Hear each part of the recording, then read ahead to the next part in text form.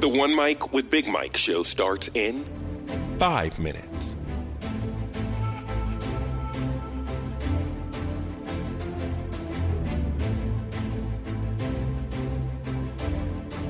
Follow the show on Spreaker.com or the Spreaker app and be a part of the show via the live interactive chat room.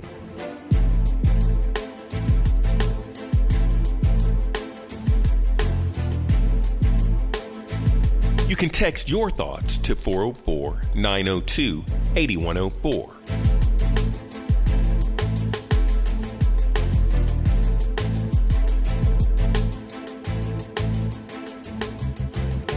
Check out the Facebook live stream at facebook.com/OneMicWithBigMike.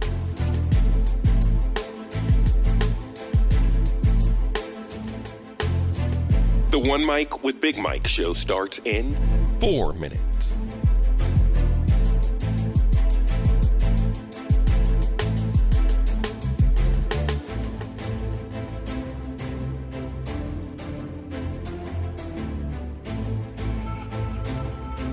Follow the show on Spreaker.com or the Spreaker app and be a part of the show via the live interactive chat room.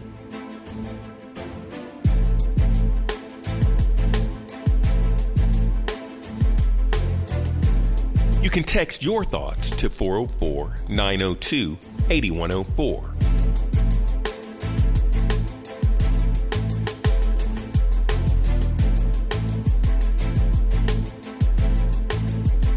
Check out the Facebook live stream at facebook.com/OneMicWithBigMike.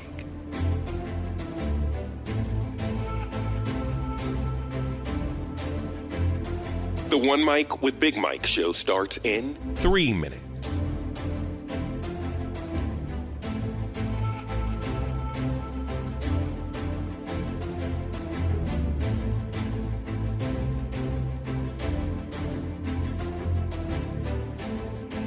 Follow the show on Spreaker.com or the Spreaker app and be a part of the show via the live interactive chat room.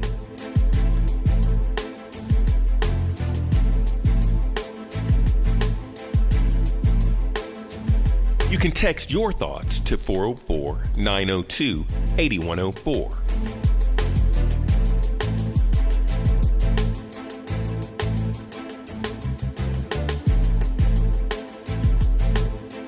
Check out the Facebook live stream at facebook.com/OneMicWithBigMike.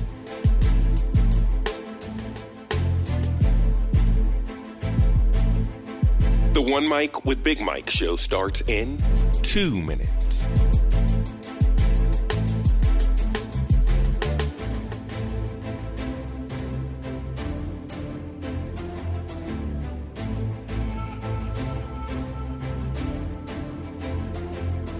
Follow the show on Spreaker.com or the Spreaker app and be a part of the show via the live interactive chat room.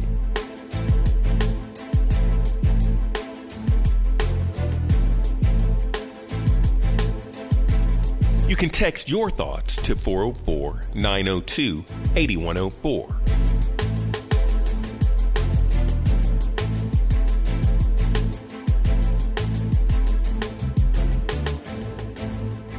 Check out the Facebook live stream at facebook.com/OneMicWithBigMike.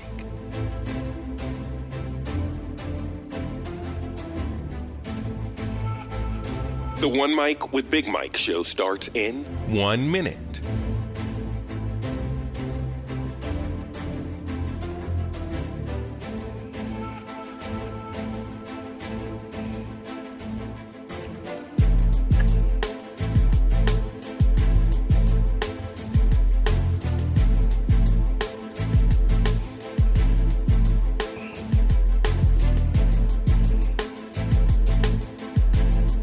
The One Mic with Big Mike show starts in 30 seconds.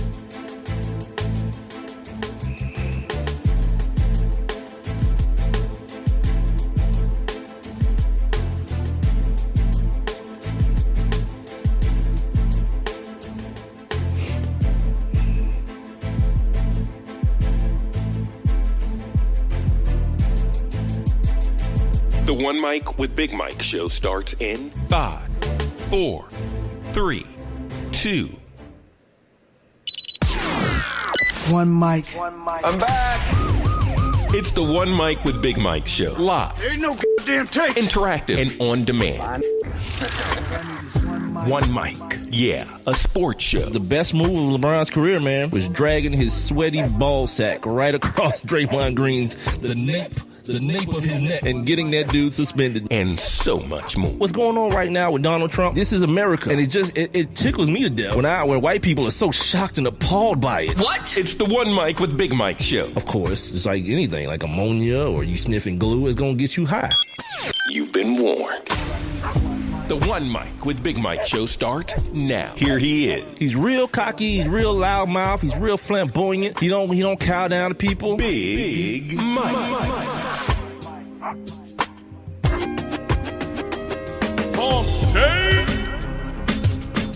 Damn right, man. Hump day here on the One Mic with Big Mike show. It's Wednesday, man. Excuse me. Appreciate you guys checking out the show tonight. Of course, I am your host, Big Mike, being heard live right now on Spreaker.com, the Spreaker app. Tune in for the time being. Also on the One Mic with BigMike.com website. You can also check out the Facebook live stream. I got it on my Facebook page at the number one MICWITHBIGMIKE. Also had to throw that joint on my personal page as well because having some issues. I'm being reported here on Facebook for doing something, and I don't even know what I'm doing wrong, but I'm being barred from posting my stuff to these different groups that I'm in. I got to find out what's going on with that. So either way, man, check me out on the Facebook live stream if you're one of those people who like to watch. You can also follow me on Twitter and Instagram, same handle, at One Mic with Big Mike. If you want to be involved in the show, and today will be a perfect day for you to be involved in the show for a couple of different reasons. My man Matt Lutovsky from the Sporting News, my fantasy football expert, he's going to join me at the top of the next hour to answer all your fantasy football lineup questions. You can get your questions in at 404-902-8104. You can text them to 404-902-8104. If you're watching me here on Facebook, you see the number at the bottom of the screen here. You can also leave them as comments below my Facebook live stream. Shout out to the homie Rashad Colvin checking in here on Facebook. You can leave your comments or your questions about fantasy football or your questions about the content of the show or your contribution or whatnot. Leave it in the comment section and I'll get to them. You can also jump inside my live interactive chat room here on Spreaker, SPREAKER.com, or go ahead and download that Spreaker app for your mobile device. Click on the little thought bubble icon that you see on the streaming player. It'll get you inside my live and interactive chat room. That way we can kind of, do some back and forth type stuff. And today I want to do a little bit of that today. I want to do that in regards to the show itself and the things that people who partake in sports radio or consumers of sports radio, the things that you expect from the host of the show, or the things that, the things that intrigue you about, different sports media or sports talk mediums or whatnot. So we'll get into that as the show moves on. As far as the show today goes, bottom of the hour, I'll take you guys back and give you a little history lesson like I do every show with my feature that I call On This Day. I got to give you guys an update on the story that broke yesterday right before I hit the on air button about LeVar Ball. Told you, man, this dude is a he's a con man. He's a bit of a con man, and the real story of why he's taking that boy out of high school is coming out. It has nothing to do with the boy and how he's to benefit. It's all about the dad. It's all about the adult in the situation. And I'll give you guys the details on that as we move forward. Got a chance last night. Check out some some NBA preseason basketball. Saw that boy Melo putting in a little bit of work. CP3 and James Harden doing work as well. I'm low key, man, maybe high key, man. I'm excited for this season coming up, man. I want to see what all these new people, these new faces in different places, what they actually gonna be looking like, man. Who knows what channel the damn Hawks game is on? Oh, there it is. All right. I'm gonna have this situation on Hawks, Cavs. LeBron's not gonna play tonight. Got that ankle situation going on. So I'm gonna see. You know what I mean? Dwayne Wade, I think he'll be on the court. Derrick Rose will be there with him. Some new faces in that new place as well. Got to get to know this brand new Hawk squad. I don't know why. It's going to be bad as hell. So I'll make sure I stay focused on this while that's going on as well. Saw a little bit, got a chance to catch some baseball yesterday as well. Got some more baseball going on today. Not the Twins. Twins and the Yankees played last night. The Rockies and the Diamondbacks played tonight. You might try to catch a little bit of that. I really wanted to last night try to like stick out that game and watch because it was a pretty good game. Like they was hitting, home runs was going out, the pitching wasn't all that. They used like 1 million pitches in the game, but it takes so long. Like I watched the whole basketball game, back and forth between that and the baseball game. Basketball game's over. Baseball game's getting into the 4th inning. We're not even halfway. I was like, come on, man, this can't be a real thing. That can't even be a thing that somebody could legitimately enjoy. But I guess there are people who do, like, you know who you are. So yeah, there's some other news coming out the NBA as well. Some NFL stuff I want to get into today. A couple of college coaches are speaking about this FBI probe. You heard me talk about it in depth on Monday with my man Steve Silver from thelegalblitz.com. So a couple of the big wigs, Coach K, Roy Williams, the guy out in Arizona, I can't think of his name, Coach Miller out in Arizona, speaking about, the probe that's going on, the FBI probe that's going on with this bribery situation in college basketball. But first, I want to start off here. In a very familiar place for the show. Colin Kaepernick. I'll say it again, and I'm just going to keep saying it until y'all believe me. Colin Kaepernick is not playing no more football, man. And it's a damn... excuse me.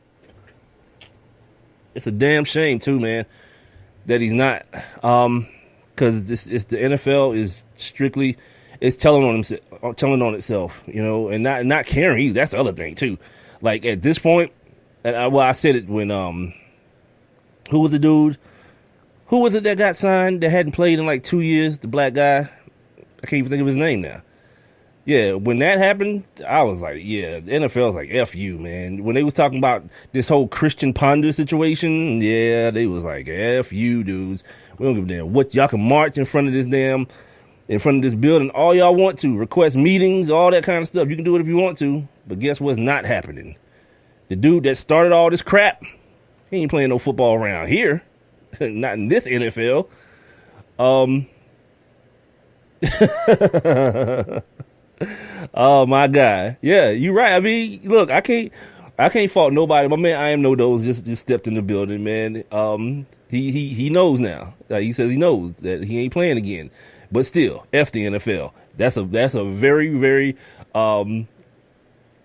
appropriate tone to take. You know what I mean? Yeah, because it don't make no sense, man.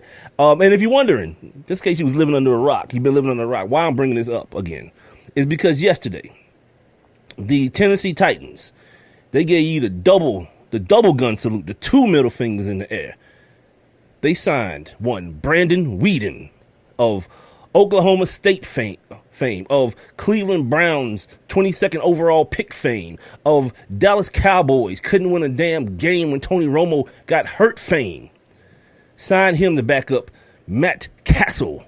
Let me say those 2 names again. Brandon Weeden is backing up Matt Castle. And look, this isn't even like a New York Jets starting quarterback getting hurt. This is the quarterback, Marcus Mariota, being hurt. He's got a hamstring situation, a day-to-day situation, which if you've ever had a hamstring, those things are tricky. Even after it supposedly gets well, you can, because it's already been pulled, if you don't just rest it completely, you can pull it again very, very easily in another week or 2 doing the same type of things. So anyway, this is a team that is in a division that's hella winnable. No Andrew Luck with the Colts. You got Blake Bortles, feel me, down there with the Jaguars. You got a rookie quarterback that's playing lights out, Deshaun Watson with the Texans, and then you got the Titans. It's pretty much a 2-horse race, you know what I mean? And they have decided that the best person to help them kind of weather the storm of Marcus Mariota, their starting quarterback, being down, is Matt Castle. And the guy who's going to take the reins, that's one play away from taking the reins, is Brandon effing Weeden, the 90-year-old dude out of, I don't know if you guys remember, this dude was like 28 years old when he came out of Oklahoma State. Yeah, this dude's like 30 years old now. He may be older than Colin Kaepernick. I didn't think about that till just right now, and if I would have thought about it earlier, I would have checked. He may be either older or at least the same age as Colin Kaepernick, with less experience and much less success in the NFL. Much less success in the NFL. You want to know how bad it also gets? You're a lie. He's not 33 years old. That dude's not 33 years old. Yes. Yeah. This is what I love, man. I love like when people just they're not even hiding it. They haven't for a while either, dude. I know those telling me Brandon Weeden is 33. Isn't Colin Kaepernick like 28? This dude's like 5 years older and a million times worse. So the excuse is this, because there's got to be an excuse, right? First and foremost, listen to this. This is going. I don't know if it's gonna blow your mind. It shouldn't, but it's just like it's so brazen. Mike Mularkey said they didn't even consider Colin Kaepernick. He wasn't even a consideration, and the reason being, I'll let you grab your cell phones or whatever, and you can dial the number to bullish. Because he isn't familiar with the offense. Some kind of way. He justifies it by saying Brandon Weeden ran a similar offense in Dallas. I'd argue that, yeah, he sucked at running that offense in Dallas with much better talent too. You know what I'm saying? Like he was down there with, wasn't DeMarco Murray still down there when he was there? Oh, so Brandon Weeden apparently turns 34 next week. Like this dude literally is at NFL quarterback retirement age. And they like, yeah, whatever. Miami brought Cutler in, so we can bring your bum ass in here. Screw Colin Kaepernick. Yeah, man. That's why, man, God, that Monday after that Saturday when Steve Weich broke that story, the first comment, man, I had was, I wish he was better, man. I wish he wasn't just an average quarterback. Because if he's good, it eliminates the excuses. These people can't say stupid stuff like this. His talent would supersede any of the protests and stuff. But now it's so much easier for them to be like, well, he doesn't fit the offense. Well, I don't know if he really wants to play football. Well, I don't know this. And then the blackballing continues, Let me open your wounds up a little bit more. To all my I stand with Cap people. I'm one of them. You know what I'm saying? Hashtag I stand with Cap. They didn't consider Colin Kaepernick, but they worked out. Like, look at this cavalcade of bums. Worked out Matt Barkley, Matt McGloin, and TJ Yates. And settled on Brandon Weeden. He was the best of the worst. Yeah, man. Shout out to you, NFL. You did that. y'all doing that, man. And like the most ignorant part about this whole situation, when you start talking about dudes not being familiar with the offense, that takes one of the initial excuses off the table. When you start saying stuff like, when people start saying stuff like, well, if you bring a guy like Kaepernick in because of his skill set, you've got to change your offense You got to change your offense for your backup quarterback if your starting quarterback gets hurt if you run a conventional offense. Well, guess who doesn't run a conventional offense? Because Colin Kaepernick and freaking Marcus Mariota, if you close your eyes, they're the same damn dude. Physically, they're the same dude with the same skill set. You know who doesn't have the same skill set as Marcus Mariota? Yeah, Matt Castle. Brandon Weeden. Matt Barkley. Matt McGloin. TJ Yates. Those guys are way different than Marcus Mariota. Damn, dude. Damn. You know what I mean? It's the One Mike with Big Mike show, man. Here, Spreaker.com, the Spreaker app, tune in. If you guys want to get in on the conversation, 404-902-8104 is the number you want to text. You can also jump inside my live interactive chat room here on Spreaker, or you can leave your comments below my streaming video, my Facebook live stream on my Facebook page, at One Mike with Big Mike, at the number 1 MICWITHBIGMIKE, which leads me to an article. I didn't even know what I was going to talk about today. It's Wednesday, slow news day or whatever in sports or whatever. No one got arrested. I don't think nothing big happened. So I'm searching. I want to talk about something, but I want to talk about something. I don't just want to run my mouth. I want to talk about something substantive. You know what I mean? And lo and behold, one of my favorite topics was written about in the Undefeated today. If you don't check out the Undefeated, man, you should. It's some very topical things geared toward the Asiatic man or Asiatic man and woman. Shout out to my man Achilles Smith. Cap will be 30 this month, so he's not even 30 yet. He's 29. I was close on both of those cats. I don't think I was close. Because, Brandon Weed came in the league at 28 years. Golly. Shout out to the NFL, man. You know what I mean? Shout out to the NFL. Like, that's the one thing that if you want to bet on anything, the NFL is going to be consistent with is that. Giving you the middle finger and just doing what they want to do. You know what I'm saying? Weed, no. Percocets and Vicodin and all that kind of stuff. Pump yourself as full of those as you want to. Do that. Brain injury, we don't know nothing about that. But we'll sell out of court for $20. You know what I mean? Yeah, man. This is that's why I just don't understand what the protest stuff is about, because this is what this league has been. This is what it's been. They ain't never cared about no Negroes, man. As far as you can run and tackle and throw a damn football, it don't matter. As far as the fan base, I've already given you the numbers on the fan base. They really don't care what y'all say. March, do what you want to do. You don't make a difference as long as 67% of they fan base is white. They don't care. You sitting there with your little 13%. Well, what is it? No, it was 87%. You sitting there with your little 13%. Have fun, because your 13% includes you, the Hispanics, the Asians. So whatever piece your black ass is in that, have fun protesting and making a difference. I guess. Yeah, whatever. I'm just gonna enjoy football for what it is and understand that it's grimy as hell and understand that it's always gonna be and always has been. You know what I'm saying? Because anything that involves billions of dollars, it can't be clean. You know what I mean? And especially when you're talking about billions of dollars and white men, old white men run it. And it's not new white men.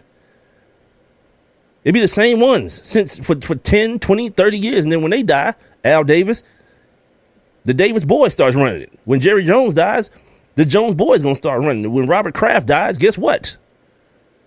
It's going to keep on moving, man. They ain't finna, they definitely, like that Shad Khan thing in Jacksonville, I don't know how that happened. This Middle Eastern dude, maybe he just had so much money. Oil money. What did he have? He got like tire money or something like that, right? I think it's tire money he got. He had so much money, they couldn't say no. Yeah, you let some Negro run up in there. Like Michael Jordan had to buy his team from another Negro. The dude who ran black entertainment television. Come on, son. The NFL is going to be oh so white for oh so long. Which brings me to this article, right? It's called Playing While White. Examines privilege on and off the field. And I was like, you had me at hello. Let's see what this is all about. So anyway, there's a book, Playing While White, Privilege, Power on and off the Field, by Washington State University professor David J. Leonard, in which he shines a light on whiteness. This has so many great little words that I love. He shines a light on whiteness in sports culture and the ways in which white athletes are characterized compared with black athletes. I did a speech on this when I was in college in my public speaking class. And a lot of things he talks about in this article, man, I talked about in that speech, how just subliminally the media will characterize a white athlete way, way differently than they'll characterize a black athlete to accentuate certain parts of that white athlete's abilities, not just physically, but mentally as well. And in the same time, kind of downgrade it in the black athlete. Like say stuff like, well, he just rolled out of bed with that. That's God given right there. But then you talk about white athletes. They're hardworking. They're grinders. They're all these things that you have to be intelligent about. He's subliminal. Coach's son. You hear that all the time.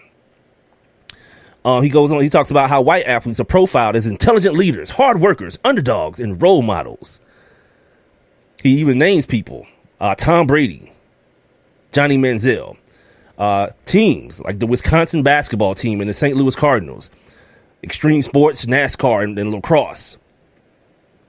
He said, he looks at the ways whiteness, there's that word again, that the whiteness is imagined, within sports culture. And he makes a great point that people love to say, like, sports is colorblind. Like, sports is the great equalizer when it comes to race. He was like, damn that. Sports is not, quote unquote, a colorblind mecca that we are often routinely promised each and every weekend. And he's right. And we're seeing it right now. You know what I'm saying? These white folks that's in these stands talking about black athletes should be more appreciative. They're being disrespectful. They're in a country that's allowing them to make the money that they're making. Like, things like that get said. And people want you to believe, like, I don't root for this guy or that guy. Some white boy told me that the other day. I don't root for a guy on my team because he's black or white. Yeah, okay. Okay, Biff. You know what I mean? Like, you tell yourself that all you want to, but, this article is going to point out that race does matter. And white people feel like if you ignore it or don't talk about it, you can convince yourself that it don't exist. He says, the author goes on to say, it is a place where anti-black racism is ubiquitous. From the press box to the coach's office, from the stands to the White House. God dang on right. It is also a place where the privileges of whiteness are commonplace. A guy who gets it, seems to get it, Greg Popovich, he talks about white privilege and he understands. Like, that's the other thing too. Like, understand where you stand in the world. Like, you are the person, especially if you're a white man in America, you benefit from all the struggles and all the privity and all this stuff that black folks have gone through in America. You 100% are the beneficiary of it. And Greg Popovich points it out. He says, quote, it's like you're at the 50-meter mark in a 100-meter dash. You got that kind of lead. Yes, because you were born white. You have the advantages that are systematically, culturally, psychologically rare. And they've been built up and cemented for hundreds of years. I don't know if I could have said any, but I actually said that to one of my white friends a couple years ago because he asked me. One of my white homies, we was at the radio station working late one night. And he asked me, he's like, Mike, what's the deal? Like, why do black people still, talk about slavery? Like why is that still such a deal? He was asking me very earnestly, not being a smart ass or anything. He wanted to know, and I could appreciate him asking me that, you know what I mean, and not just assuming. And when he asked me, I told him the same thing. I said, it's just like you running a race, and you get to start the race halfway through it. I'll never catch up, man. Like, that's why it's a big deal. That's why it's such a big deal that policy recognize, not just a bullcrap apology from the freaking Congress or whatever. That policy actually, like affirmative action and things of that nature, exists because that gap needs to be shortened some kind of way, and the only way to shorten it is through policy, because the people who benefit most from it aren't going to just do it on their own. White people in America ain't just going to be like, you know what? Yeah, black people should make as much money as we do doing the same job. No. If you've been able to benefit from a crooked, corrupt system long enough, it's not going to seem corrupt and crooked to you. It's just life. It's just what it is. Anyway, he goes on to talk about the celebration of Tom Brady and Aaron Rodgers and Tim Tebow, how to characterize as leaders and role models. They're disciplined, hardworking, and humble. But the Negroes, like I said earlier, right? We get to hear them talked about as ungrateful millionaires or just natural athletes, as though they didn't have to work at all. Like LeBron James don't have to put in no work. He's just genetically inclined, which really, that's to me, another basis of the racism that we see in sports, that jealousy aspect. Because, like, part of that is true. Like, LeBron James's and a lot of just black people in general, genetics is a thing. But there is a degree of separation between the Kobe Bryants of the world and, let's say, the Michael Beasleys of the world. There is that degree of separation on how much dedication and how much work you want to put into something to become the greatest. And to make the assumption that only white people put that type of effort in is fundamentally wrong and it's stupid. To the chat room here, I am Nodo saying a NASCAR driver has now said they should make as much as NBA and NFL players. Sure, maybe. You know what I mean? But I don't know how much TV money NASCAR is bringing in. I don't know what kind of union NASCAR has, because the NFL players make the same beef when it comes to NBA players, and we all know why they don't get the money that they get. That's another thing too about this whole NFL thing. Like, if anyone ever had any type of misconception of whether the NFL cares about their players, look at those contracts. They're not getting better; they're getting worse too for the players. I mean, you know what I mean? No non-guaranteed contracts. I mentioned earlier the drugs that they allowed a lot of players to pump into themselves, that Toradol and all that kind of stuff, Vicodins. These players leave the league broken and addicted to prescription pain killers and stuff. Man, come on. No one should be surprised by this Colin Kaepernick situation. But I don't know. You know, people still wake up every morning surprised by the president of this country, or the supposed president of this country, and that's always hilarious as well. I can't believe he did that. I can't believe he said that. He's throwing paper towels at Puerto Ricans? Yeah. Yeah, he's a clown. That's what clowns do. The other thing he talks about with the white athletes, you hear scrappy and gritty. They have the unstoppable motor. The drive, their drive never relents. Determination is unmatched. They play, this is the best one too. They play the right way, which I call the AKA white way. You know what I mean? There's no ego involved. Like, if you notice the things that are typically bad in sports or deemed as bad, they're things that black people have done. Odell Beckham Jr. crawls on all fours and lifts his leg up. It's like a public travesty. As though my man whipped his joint out for real and took a piss in the end zone for real, they acted like. The latest thing is when Antonio Brown throws a fit on the sideline because, as he put it, he worked all damn week on the play. They finally got a chance to run the play, and the white quarterback didn't throw it to him. And I'm only pointing out the fact that Ben Roethlisberger is white because, as this article puts out, that in a lot of situations, they get to be the victims.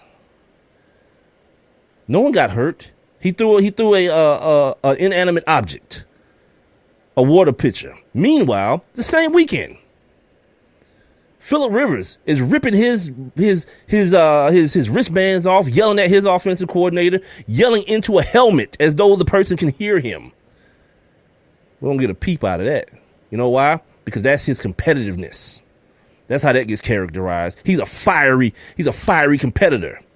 But Antonio Brown, because of the history of this country, as a black man, trust me when I say this, you're not allowed to have just earnest and genuine human emotion. Even in a sport where you are giving yourself brain damage over and over again, 70 times a game, you are not allowed as a black man, because then you get called things like a distraction. Or people call you unhinged or immature. Things of that nature.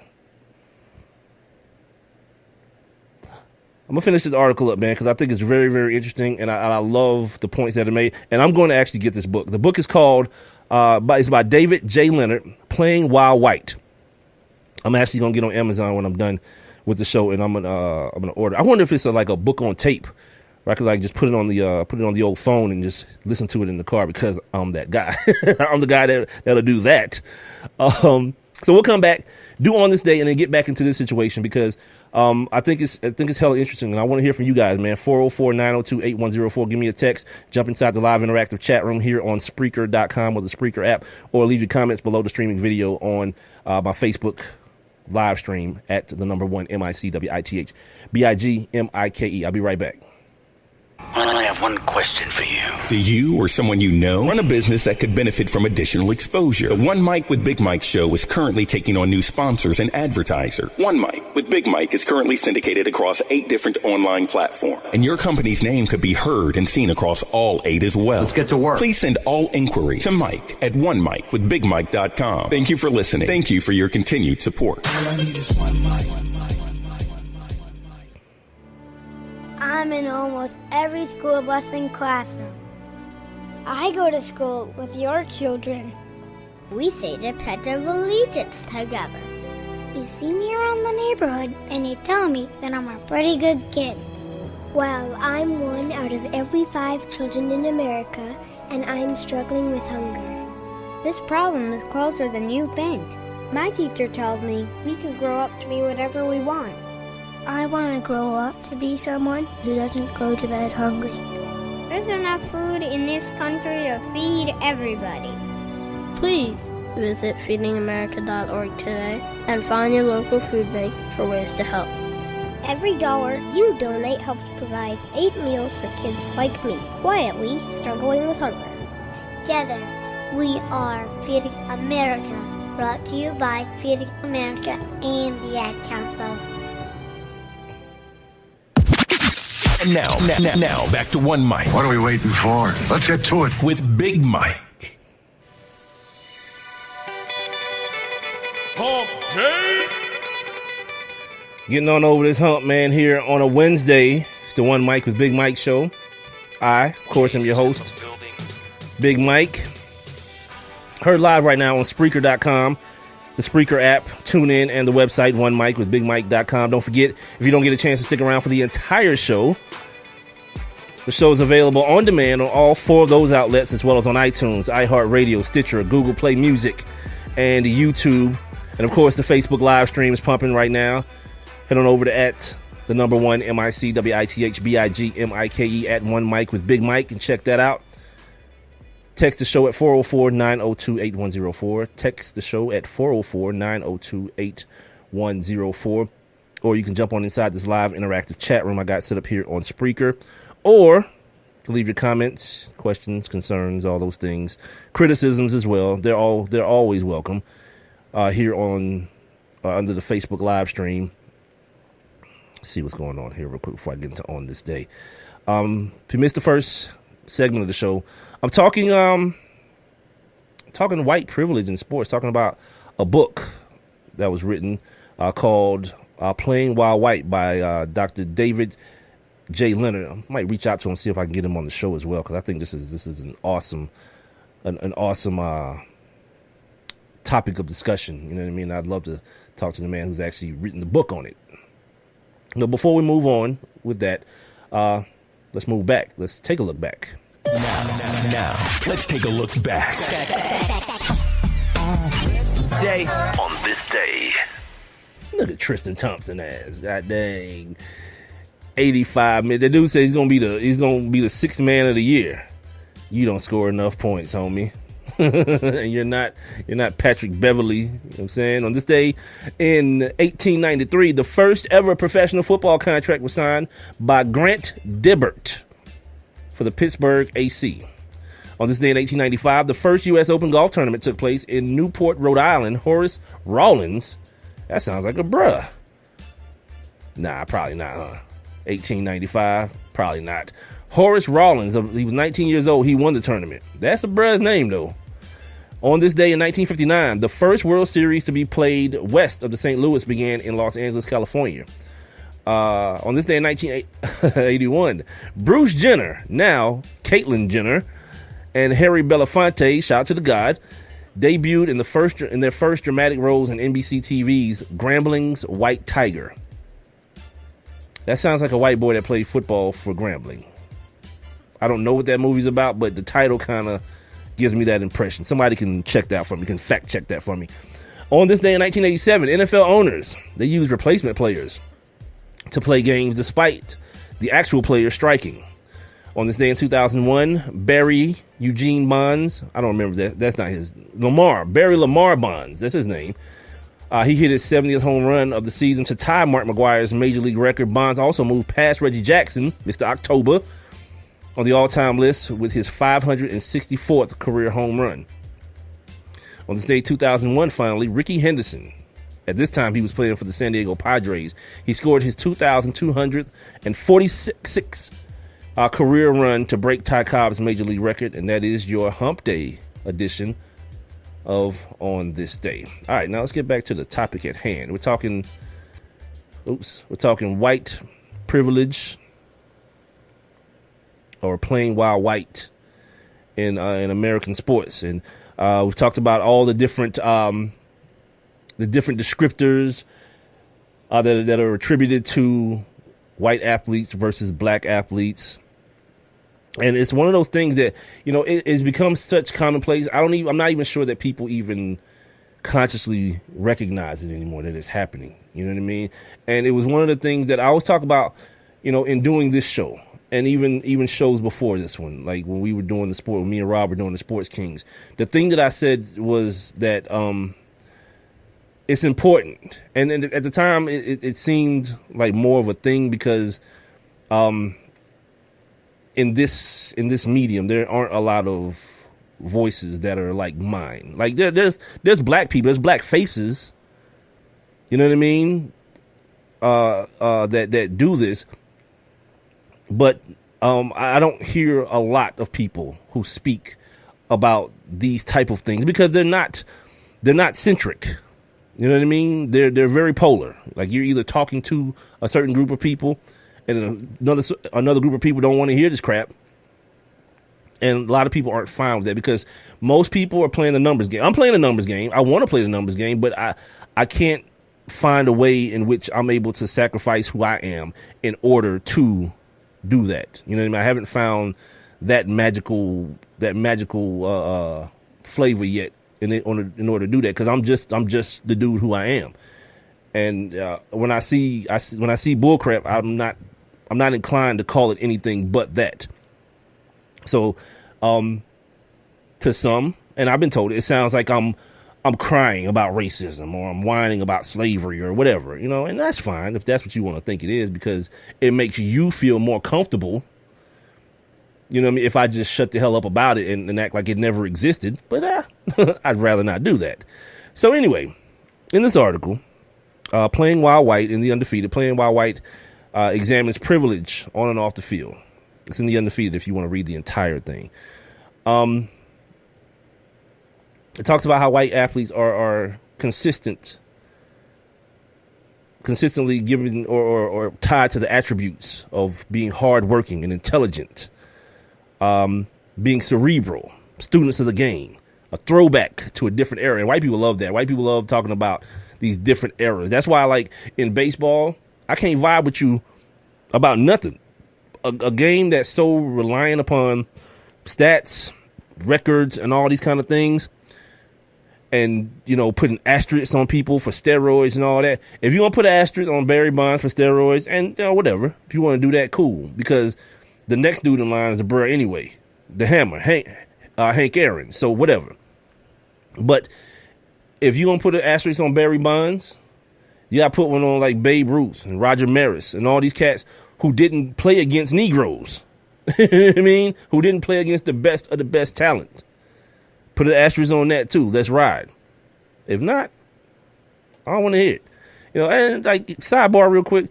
The other thing I don't understand about baseball and how it's so stat centric and so record centric. The other thing I don't understand about it is that how can you be so like I say, stat centric, and all the fields, all the stadiums have different dimensions to them. You see what I'm saying? Like somebody who plays in Boston, Big Papi, he's gonna hit like 1 million more home runs. You know what I'm saying?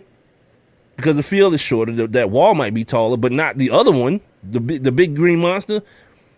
But the one to the other field is just short. And then you got these other fields like the one in Miami. Like imagine like Giancarlo Stanton. He had 59 home runs this year, right? Almost 60. He fell one short. Imagine him playing in one of these little bitty ass ballparks. He hit like 80 home runs. It'd be like in football if certain stadiums was like 80 yards long, or certain fields on certain stadiums was 80 yards long, and other ones was like 120. How does that work if everything is not the same? But you know, I got like a gang of beefs with baseball, man. Like managers wearing pajamas, you know, you old men wearing uniforms like you gonna get in the game and cleats and nothing. Like, stop. Throw some khakis on in a damn polo shirt, man. Stop being an idiot. The fact that they won't allow technology to take over the balls and strikes things, which would, guess what else? Eliminate the arguing of balls and strikes. Anyway, the trash talking of white athletes is either ignored or celebrated as evidence of their passion for the game and competitiveness. I give you, ladies and gentlemen, Phillip Rivers. I give you Larry Bird. You know what I'm saying? Black people do it. It's annoying. Like Terrell Owens does it. It's annoying. Right? Antonio Brown does it. And it doesn't make it any better, man. Like in this Antonio Brown situation, if you don't know what I'm talking about, he wasn't able to complete a play the other day that they had worked very hard on, he said. Ben Roethlisberger missed him on a route that he was wide open on. It's going to be a definite touchdown. And the route and the play was called specifically for that reason. And he got pissed about it. You know, he said he worked hard all week on it, and he knew when it was called what time it was going to be. Like, he knew. How does the quarterback not know? And with that situation happening, some pettiness came out of it as well. Antonio Brown used to play with Ryan Clark, who now works with ESPN. And Ryan Clark just came out and just like gave it to my man. You know what I mean? Talked about him being selfish. He says, here's the quote from Ryan Clark. Antonio has done an extremely good job of tricking people. He's done a very good spin job of having us think, or making people think who don't know him, that it's all about the Pittsburgh Steelers. Just a hard worker who's here to win football games. No, Antonio Brown loves Antonio Brown. If you listen to people talk about him, if you listen to the media, a lot of times fans, they have an adoration for him that's not necessarily a depiction of who he is. He's like most receivers. He's selfish. Okay, there's a backstory to this, and I didn't know about this either. They once had to be separated from each other while at practice because, of course, they played together at one time. But I guess this was after Clark's retirement. And Brown took exception. He took exception to point out his former teammates for using marijuana to recover from injuries. And now Brian Clark is taking his opportunity to clap back. And you know, I think it's a shame, man, because whatever his mentality is, if he's Antonio Brown first, if he's Steelers first, if whatever it is, he's in the production business. And the production is off the chain. He don't miss no ball games. When you see him on the football field, he's playing hard, if not harder than everyone else out there. What the problem is? Because he don't buy into the cult of I'm so loyal to this and that. Because as soon as the stats start going down, they're gonna either cut him or trade him, or ask him to renegotiate that deal he just signed. Yeah, I take no exception to hearing this dude is all about him. The same way I didn't take any exception when that was the rap on T.O. So what? I'll take that in 16 touchdowns a year. Come on, man. And like I say, man, I'm not gonna crush the pettiness in Ryan Clark. It is what it is, but you know, it feeds into that narrative that, of course, like Danny Amendola is not about himself, or Gronkowski and these cats aren't about themselves. Of course they are. They have to be. They're football players. You know what I'm saying? Like, they can talk all that craziness about, the Patriot way and blah, blah, blah. You know who else was talking about the Patriots way? Aaron Hernandez. Just for reference purposes. I'll give you guys that one. Let's see what else we got here, because this is some juicy stuff, man. It talks about how Tom Brady has been propped up as this some sort of victim in a way, right? Despite coming from immense privilege and opportunity, out there on the West Coast, upper middle class family, the Bradys were, earning a scholarship to the University of Michigan, and as much as it always comes out like it's some sort of evil thing that was done to him, he still got drafted. Tom Brady didn't go undrafted, like somebody drafted him. The Patriots drafted him. The only reason it even makes a difference now is because of the Brady Six, of course, the guys who got drafted before him, all were bums, and the fact that he is probably going to go down in history as the best quarterback of all time, right? But with all that being said, he has been recast as an underdog who, through hard work and intelligence and dedication and unselfishness has become that, all-time best quarterback that I'm talking about. Making him the victim. Like he's some sort of victim because people underestimated who he was. Like I don't believe that of him. No more than I believe it when people's talking about it with like guys like Steph Curry. People missed on Steph Curry. First of all, Steph Curry was like the 7th pick in the draft. But the things that were said about him at the time, they were true. He was positionless. His ball handling was a question. Him holding up on defense was another question. But you know what Steph did? The same thing Tom Brady did. He worked his ass off to overcome his insufficiencies or his deficiencies. Excuse me. To the point where I heard him say this the other day on the interview. I think it was one of those morning show interviews. Tom Brady said that he's faster now at 40 years old than he was at 20. And if you know the story on Tom Brady's like business associate, the snake oil salesman guy, like I'm not like if Tom Brady retires, I don't know, 2 years or whatever, and then 5 years from then you hear about Tom Brady the way you heard about Ray Lewis with the deer antler situation and all that kind of stuff, please don't be surprised. Because, like, the body don't work that way. Cats don't get better after 40, man. I don't care what Frank Thomas tell you on those Nugenics commercials. You know what I mean? It just don't happen like that without some help. The Rock isn't just that cut-up dude like that. Like, you see when The Rock was wrestling and he had to work out for a living. The Rock wasn't that jacked. That dude is an actor now. He's strictly an actor now. That dude looks like freaking Lee Haney. All those Hollywood cats, man, they own that stuff, man. And to think that your favorite quarterback isn't because he's not shredded and ripped up. Like I'm gonna tell you what I know. Barry Bonds never failed a test. Alex Rodriguez never failed a test. Roger Clemens never failed a test. But is anybody going to bet their mortgage? Well, you can't bet it on Alex Rodriguez. He admitted to it that he was juicing. So he's the perfect example of it. And the dude that gave Alex Rodriguez the juice said, plain and simply, before he went to jail in the interviews he gave, he's like, look, if you take this stuff the way we tell you to take it, and you cycle on and off the way we tell you to do it, you won't get caught because the chemists on the bad side are always going to be ahead of the chemists on the league side. I don't know why I said bad and league as though they're the opposite, but you get what I'm saying. The guys who are trying to cheat the test are going to always be ahead of the guys who are administering the test. So this whole thing about Tom Brady, he doesn't eat carbs and he eats avocado ice cream. Dude, come on, man. Help me out, man.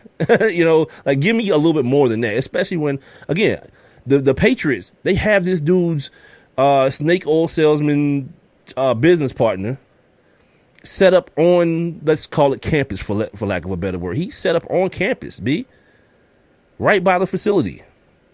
Like he's a part of the organization.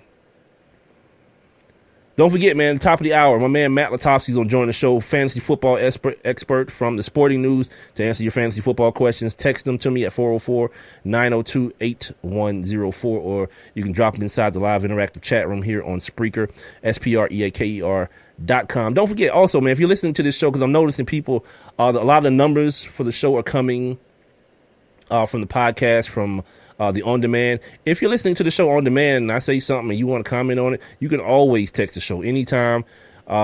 You hear something, you can always text 404-902-8104, and I'll see it, and if it's worthy of a reply or a comment or whatever, I'll comment on the next whenever the next show. In this case, it'll be Friday.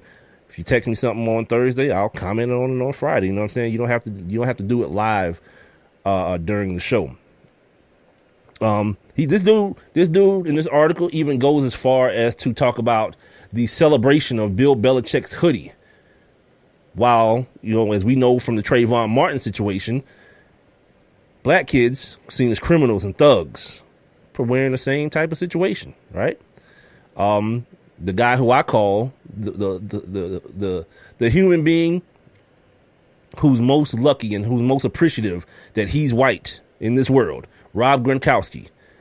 They've even coined a phrase that Gronk is just being Gronk. But you let some, the stuff that he does and stuff that he says, sometimes it gets caught on camera saying, you let that dude be a black dude doing that. Man, please. And speaking of NASCAR, since we brought that up earlier, you know what I'm saying? He describes, the author of the article describes white privilege as NASCAR CEOs, or the CEO of NASCAR endorsing Donald Trump, the fans of NASCAR confidently and historically waving their Confederate flags, their stars and bars.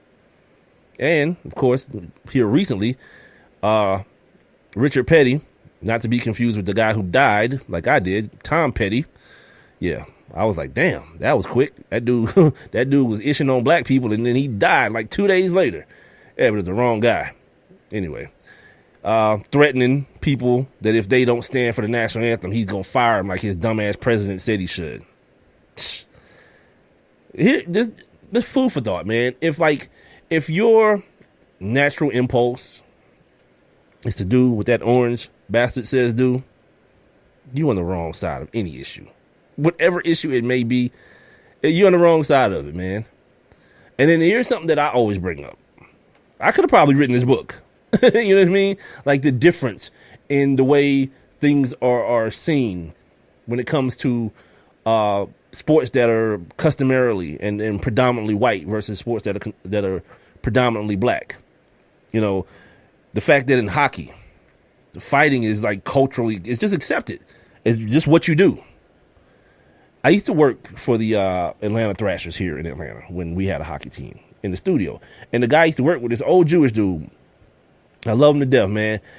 He's always, try to explain the game to me because I want, if I'm gonna be working at this thing, I want to know more about it, and I want to understand, the rules of the game and the intricacies of the game and things of that nature. So I'm like, I asked him about the whole fighting situation. He's like, sometimes they just do it to get their team going. And I'm like, but wait, you have to have a willing participate, a partner in this, right? He's like, yeah, sometimes at the face off, two dudes just sit there and have a conversation. It's like, yeah, man, you want to fight? They're not mad at each other or nothing. It's just like, you want to go? And I guess the other dude feels because it's hockey, he's obligated to say, yes, we're going to fight right now. I'm like, come on, B. That can't be a real thing. Like, if we're going to fight, I need to at least, be mad about it. I need to have some sort of anger involved in this. Nope, that ain't how it work, man. Not for hockey. It ain't how it work. You know what I'm saying? NASCAR, same way. These dudes is fighting in the pits. That dude, last year before last, Tony Stewart killed a dude because he hopped out of his car wanting to fight on the track. Baseball, same thing. Couple dudes get nose to nose in basketball. You would think it was World War III. Because black aggression scares white America to death. They've been conditioned to be scared of it. You wonder why these police, so they trigger fingers so itchy? Yeah. Over hundreds of years, you get conditioned that person with anything less than a ear-to-ear smile is a threat to my being. Then you get people get killed in front of their babies and their wives and their girlfriends and stuff. Yeah, that's how that works. He even points out, and this is the last thing I'm going to say about this, He even points out the silence about drug use in extreme sports, which is a thing. Like if you guys watch Viceland, there's this show on there, and I don't watch it, but it's like one of those shows about skateboarders and those cats who do all that kind of stuff. And yeah, it's heavy. They heavy into the weed and the drinking and all that kind of stuff, and it's on TV. They not. It's not like they're like you suspected they're doing it. They're doing it. They're doing it on TV. They're smoking and all that kind of stuff on TV. Meanwhile, people act like because some kid in basketball or football gets hit with a failed piss test with weed, like Josh Gordon. Josh Gordon been out of the league like 2 years now on weed. He just completed a 90-day rehab stint, right? But he hadn't filed for his reinstatement yet. And I'm like, even if he does, man, like how does that work at this point? Is somebody gonna put this dude on the roster? Yeah, he's missed so much football. A kid who at one point, man, missed 4 games the first time, came back with the Cleveland Browns and led the league in receiving. The best receiver in the league. The weed didn't seem to hurt him. Right now, the sack leader, what's that boy's name? DeMarcus Lawrence. He's been popped for weed. He's the best sacker in the league this year. Like, it's very, very apparent, man, that the weed is not holding these dudes back on the football field. If anything, you might even just make the argument that it's helping them. And there is scientific proof of that, of it being an anti-inflammatory. I mentioned the other day how you have these what is it? Cannabinoid receptors, I think that's what it's called. Cannabinoid receptors in your brain that allows marijuana, cannabis, to heal your brain after brain trauma, i.e. playing football. But that stuff gets villainized, right? That's the word I'm looking for? Villainized? That sounds right. When you talk about the NFL and the NBA, sports that are customarily white, again, like those extreme sports, not so much. It's funny how that works, man. Wow, I spent the whole hour. It's one topic. We got my man Matt Lutovsky coming up in about 3 minutes. Matt Lutovsky. So if you guys got any fantasy football questions, if you want to know who you should pick up on your waiver wire, got Thursday night football tomorrow. The Bucks play the New England Patriots. Both teams obviously looking for a win. Patriots got it pushed in last week. Not really pushed in, but they got beat by Cam Newton and the Carolina Panthers last week. The Bucks came back. They won last week, but I can't remember who they played. After losing the week before, of course, they were on bye in week 1 because of Hurricane Irma or whatnot. So both teams looking for a win on a short week. And we'll find out from Matt Lutovsky, who you should start, who you should sit, who you should possibly trade, if there are any players that maybe you give up on already, if, they just hadn't. I know a lot of people have been high on Terrell Pryor. Terrell Pryor scored the other night, but he hadn't really been what a lot of people may have drafted him to be as far as being a number 1 receiver. So we'll talk about all that kind of stuff with Matt Lutovsky of the Sporting News. Again, 404-902-8104 for your fantasy football questions. You can also text, or you can also leave them under my Facebook live stream on my Facebook page at One Mic with Big Mike, or jump on inside my live interactive chat room. Head on over to Spreaker, SPREAKER.com, or to your app store and download that Spreaker app.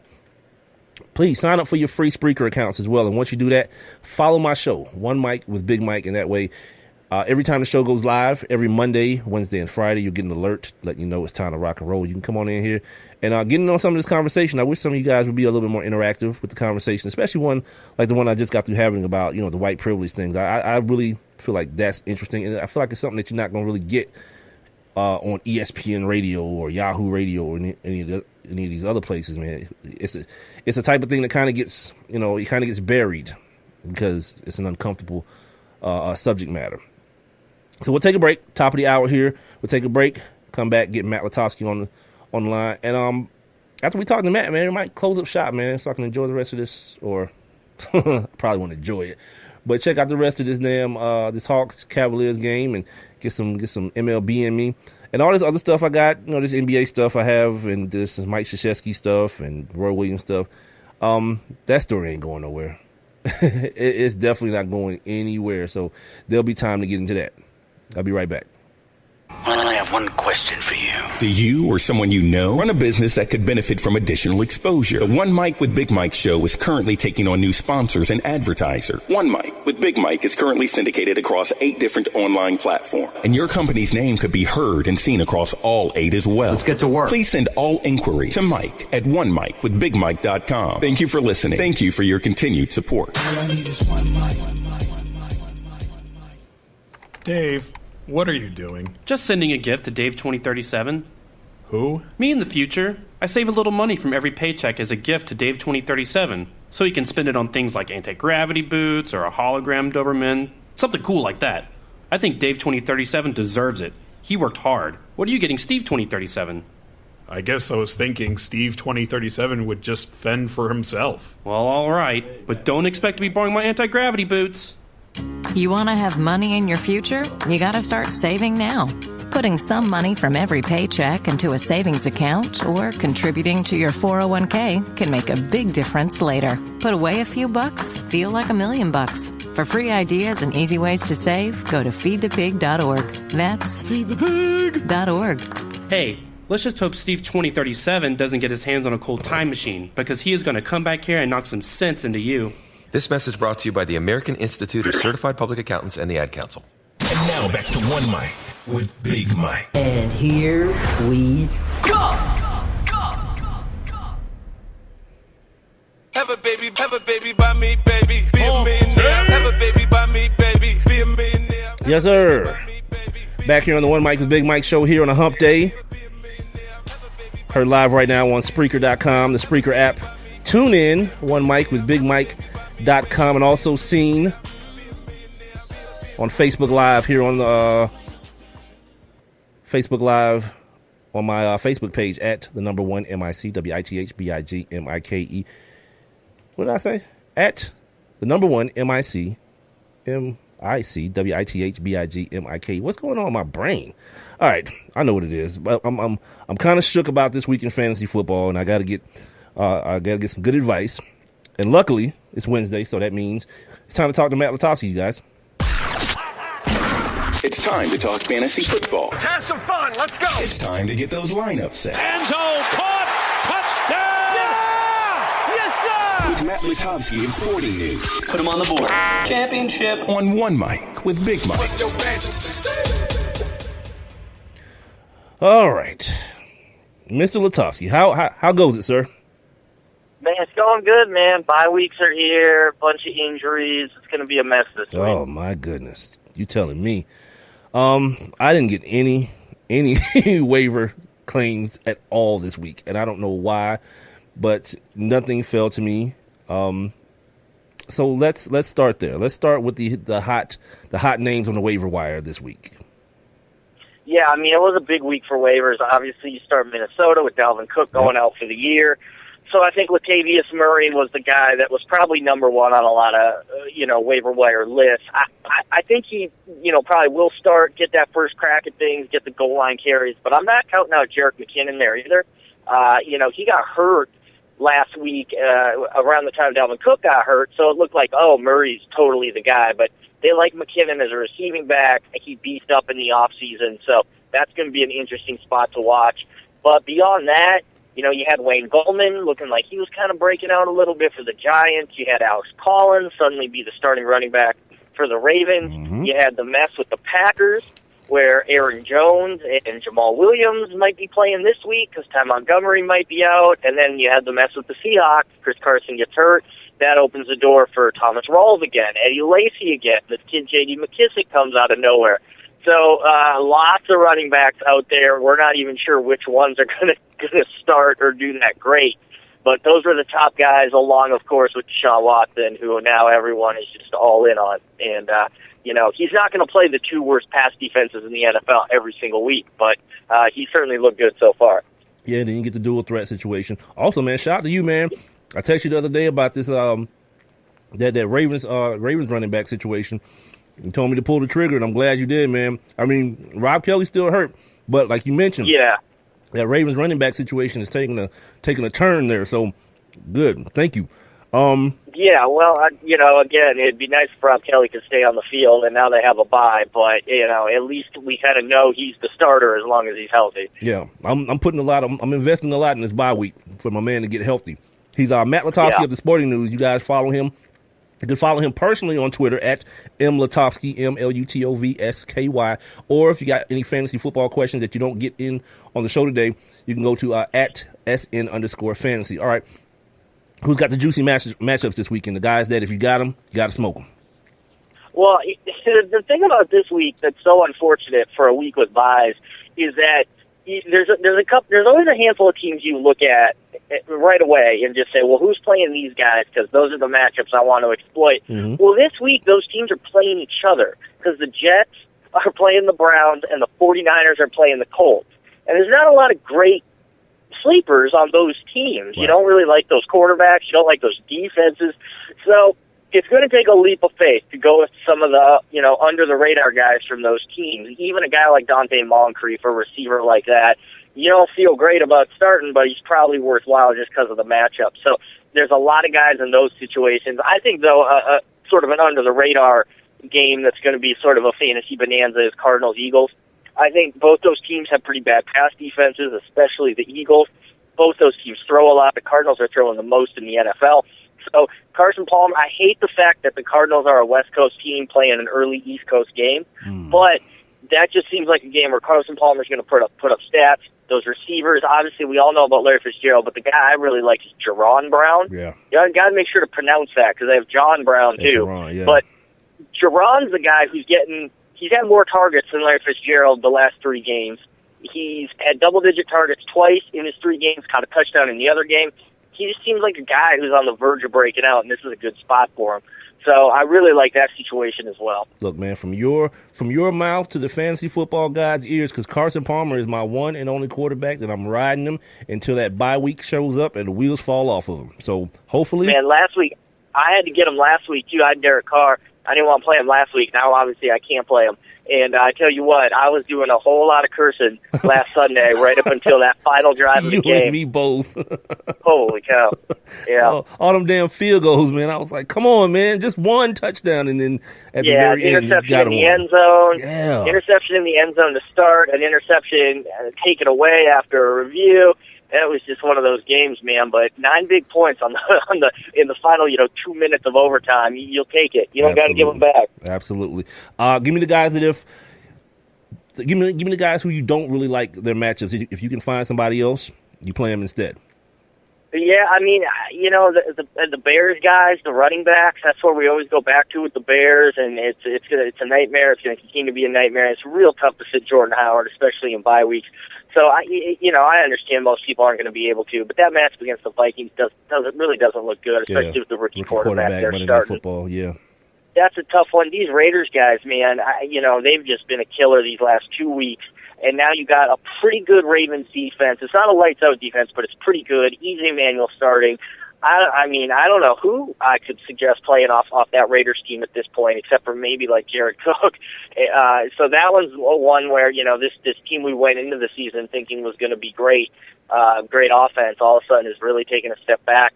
The Rams, I think Todd Gurley's established himself, must start. I wouldn't worry about him because the Seahawks are actually not that great against the run. Mm-hmm. But Sammy Watkins now, he had a big game against the Niners. The other 3 games, he really hasn't done much of anything. And you match him up against Richard Sherman, I don't think he'll do much of anything this week either.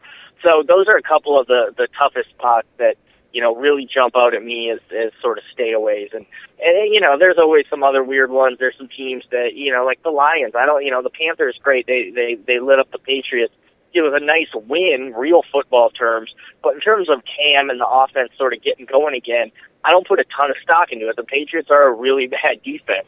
Yeah, so now they go to Detroit, who's a pretty good defense. I don't think that's going to carry over. Yeah, and let's stay there for a second, man, because I have Christian McCaffrey, man. And I see them using him so much more as a decoy. Like even that play, that Fozzie Whitaker touchdown, man, it was because of the fake screen to the right to Christian McCaffrey and them coming back to the left with Fozzie Whitaker. And that seems to be one of those things that's happening with him a lot. And he's not giving me any type of significant production fantasy wise. Like how long you think I should ride with that, man, before I'm just like, it's going to be what it is?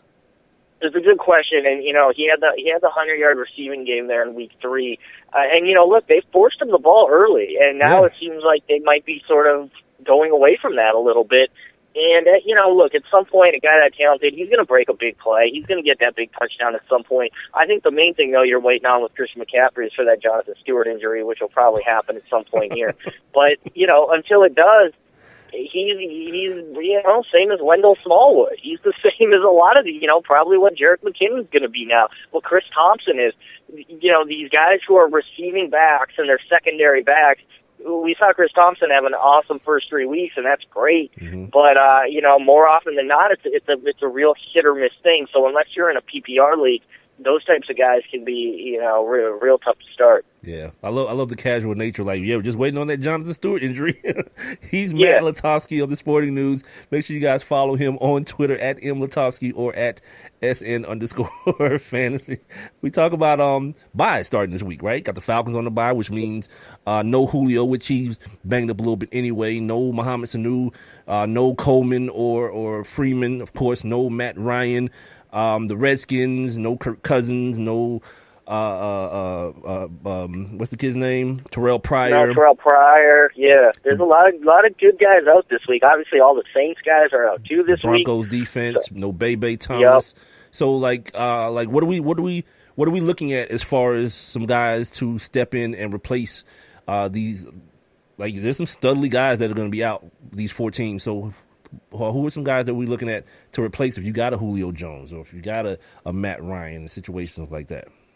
Yeah, and I also want to point out that I think it's interesting that of the 4 quarterbacks out, 3 of them are in the top 13 fantasy quarterbacks, and the one that isn't is Matt Ryan.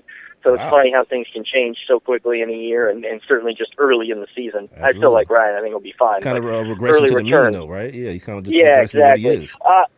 I think, I mentioned those games, those wacky games that, for real-life purposes, no one wants to watch, the Colts and the Niners and the Browns and the Jets. And even, like, the Dolphins-Titans is quietly a super ugly game, too, especially if Marcus Mariota is going to be out. But those are probably the spots that, if you don't have a good bench, you're going to have to attack those spots and sort of swing and a miss, throw out a Curse or a Robbie Anderson from the Jets, receivers and hope you get a shot. That's where Dante Moncrief comes into play. It's far be it for me to recommend this, but you go down the Kenny Britt path or something like that because the matchups are good. So if you're going to swing and miss, sometimes you say, do I want to swing with a good matchup or do I want to try to, focus on targets? And yeah, this guy might not have a great game, but at least he'll get a lot of targets and get 50 yards. I don't know. It really depends on your team, how loaded you are. If you just want to get 4 or 5 points to get you over, or if you're like, you know what, I need to go for big points, and so be it. So yeah, I would definitely look at those games to attack, and hope you can find something there. I mean, there's always guys around like a Nelson Aguilar on the Eagles or something. I mentioned that as being a matchup. I think it's a pretty good one. I think that Chargers-Giants game could get real loose too. So maybe a Sterling Shepard. This might be a week, too, where you look at your flex and say, I'm playing 2 tight ends. And do something like that, because there's some interesting matchups with tight ends. Like, the Browns haven't been able to cover tight ends since last year. They were the worst team at covering fantasy tight ends last year. They're second worst this year. And, they got a matchup against Austin Seferian-Jenkins this week. Very quietly, he's getting decent targets, and I expect him to have a good game. It seems crazy to, play him in a flex over one of those receiving back types or something like that. But it's a pretty high percentage play this week. And the same goes with the Giants. Awful at covering. They've given up more tight end touchdowns this year than games played. And then, this week they got the Chargers who, look, I don't know what they're doing with their tight ends from week to week. Hunter Henry gets no targets and he gets a touchdown. So it's a real tough to trust him or Antonio Gates. But the matchup says at least one of them's having a big game. So there's things like that you might want to do to fill in, too, for your flex spot.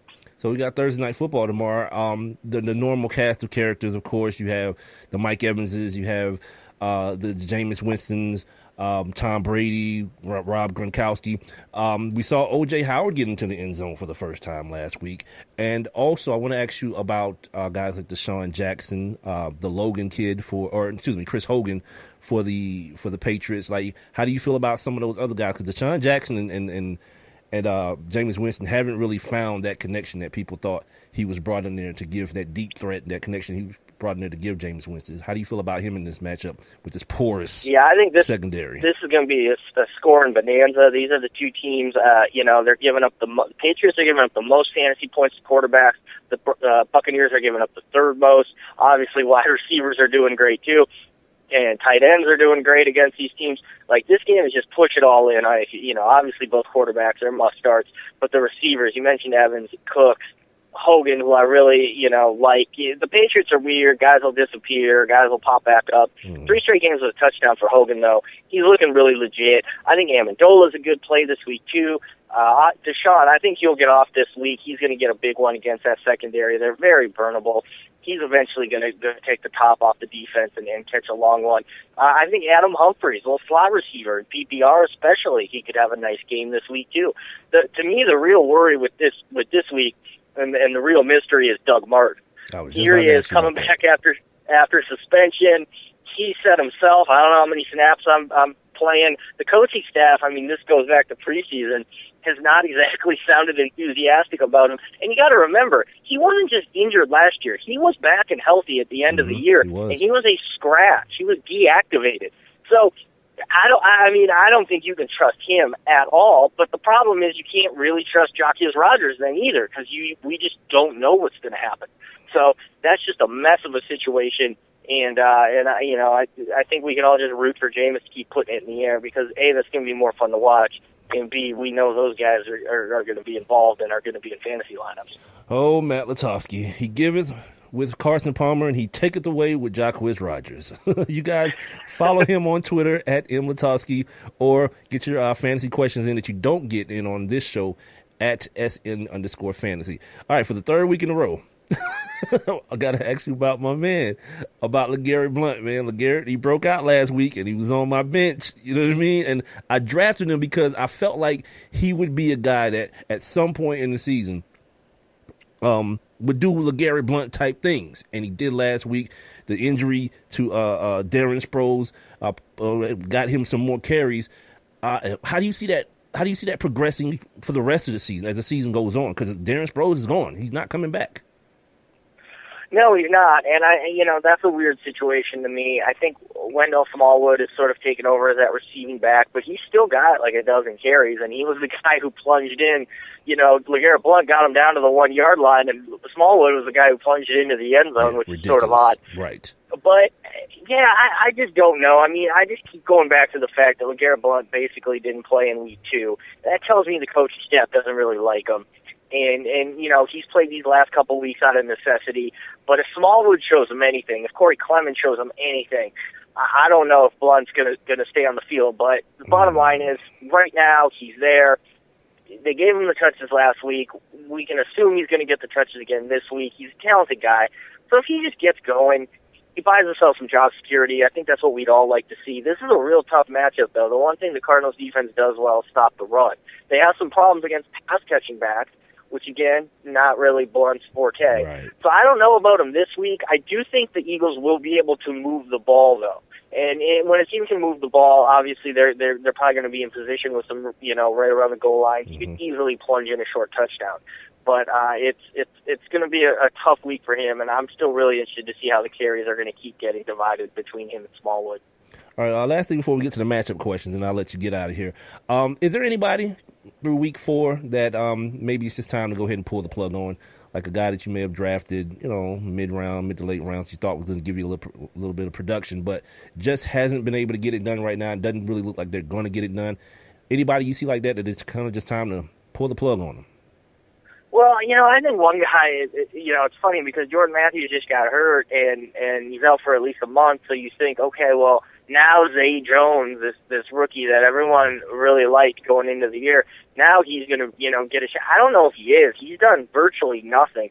You remember back in week 2, he probably should have had a game-winning touchdown catch that was just a little too tall for him. He couldn't haul in. Mm-hmm. But He's done nothing. That team really doesn't pass to its wide receivers, and Andre Holmes is there, and he's essentially been functioning as their top wide receiver.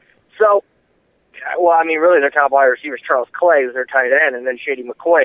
So, like, that to me is the kind of guy that if someone's still holding on to him and now thinking, hey, it's breakout time, I don't know, I guess you've got to give it at least. Jordy's just always the home run hitter, and you know, he's consistent at being a home run hitter, which, I mean, who can you say that about? There's not many guys you can say that about. Mike Evans, maybe Julio, even Antonio Brown's had some down games this year. Odell Beckham, I mean, he's on the short list of best receivers, fantasy receivers anyway, in football. I think they might find a little diamond in the rough with that little running back they got too up there in Green Bay, man.